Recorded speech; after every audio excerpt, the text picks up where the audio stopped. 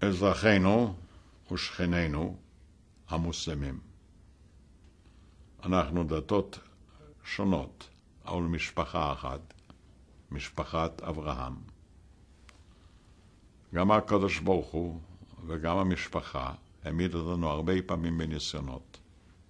אצלכם זה עקידת ישמעאל, אצלנו זה עקידת יצחק.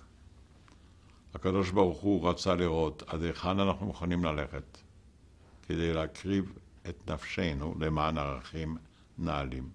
הוא הציל אותנו ברגע האחרון, אבל גם ציווה עלינו שאנחנו נימנע מלשפוך דמים. אין לנו דבר יותר יקר מהילדים שלנו. ילד זה ילד, לא חשוב בין איזה דת הוא, והם זאת הם. ואני רואה עכשיו את שפיכות הדמים באזורנו. אנחנו חייבים כולנו יחד להפסיק אותו.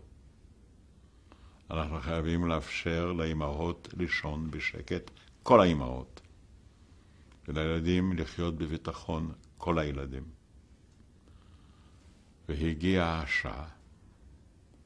אני יודע שרבים מכם ורבים מאיתנו היו רוצים לראות את המזרח התיכון ללא שפיכות דמים, ללא עוני, מזרח תיכון פורח בשלום, משגשג בכלכלה, ושבאמת טוב לכל אחד מאיתנו ולכולנו יחד. אני מברך אתכם מקרב לב, כול עאם ואנתום בחיר.